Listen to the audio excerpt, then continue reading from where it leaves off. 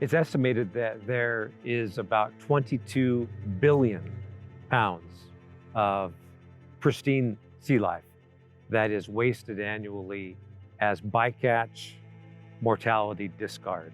Those are fish that weren't the target of the fishery, but were taken, sorted, and discarded out.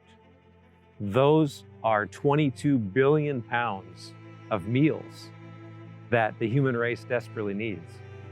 Unsustainable fishing is depleting the oceans of its diversity and its ability to support its own set of life and its top predator, man, who also eats from the ocean. Sustainable fishing would renew the ocean's balance. Selective harvest is pole and line fishing, for example, for tuna. Takes only what's intended and leaves everything else alone.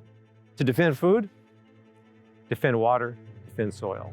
You can see all of their efforts being put into making the updates and making the changes and trying to take that forward. You want to integrate that into the fishing society as we grow, continue.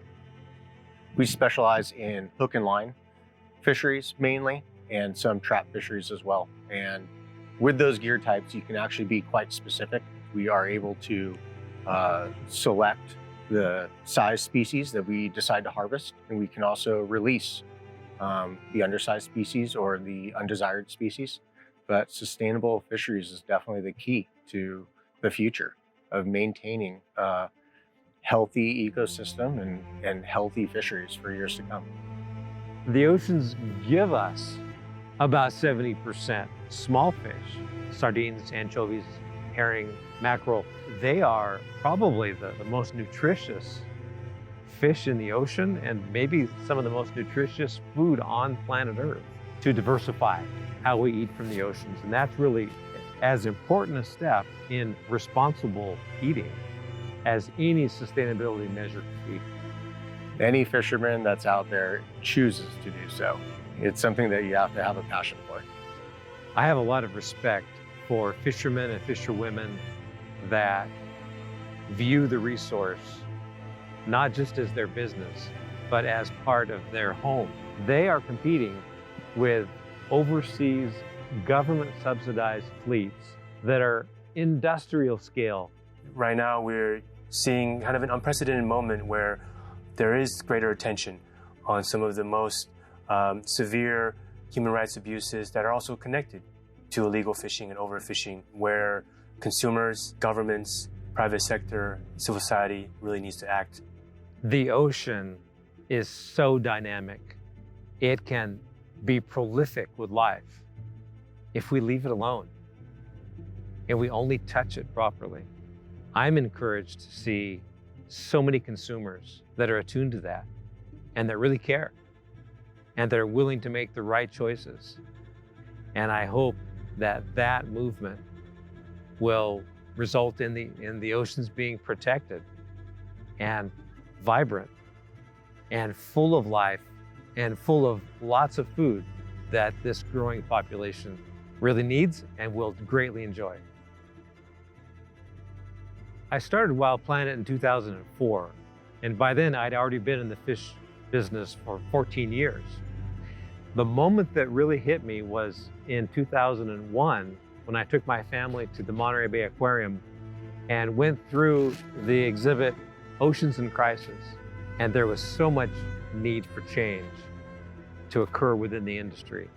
And I decided to take a leadership position, really, in that change and discontinue doing the kinds of fishery participation that was damaging. We work with only fishermen around the world who do pole and line tuna catching, one by one trolling and hand line tuna catching.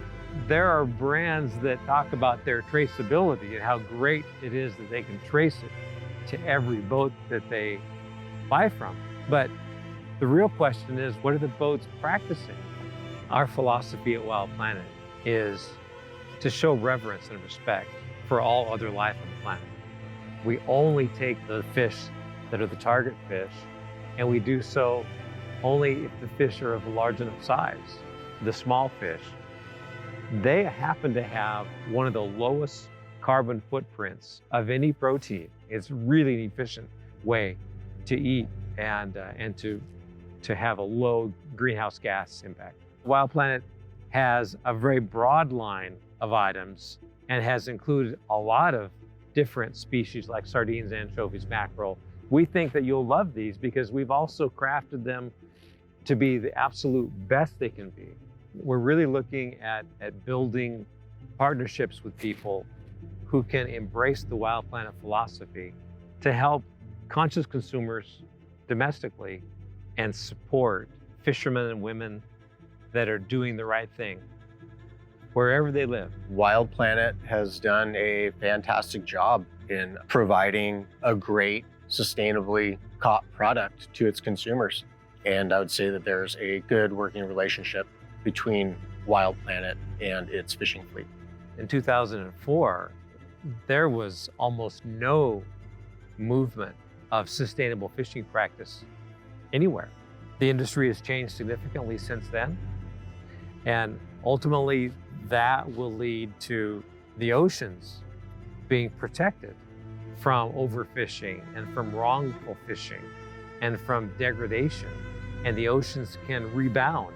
We produced a product that was a unique boutique processing that requires cleaning the fish while they're raw and packing them raw and cooking them in the can. When you take the lid off of that, the juice comes out of the fish during the cooking process, and all there is tuna there. I've kept my email on our website so that I could be available to just hear consumer feedback. And I respond and communicate with many of them. And people have told me just how important and valuable this product is in their life. One trend that we see in the marketplace is plant-based proteins. And there's plant-based tuna. It's not organically grown, it's commercially grown with chemical fertilizers, pesticides, herbicides. We adhere to the highest standard possible that we embrace from the Monterey Bay Aquarium Seafood Watch, which is not commercially involved. It makes recommendations as an independent, unaffiliated third party. And that, we feel, is the cleanest way to assure our customers of credible third-party recommendation, to show reverence and respect for all other life on the planet. The ultimate defenders of food are the consumers. This planet, in its wildness, is the perfect planet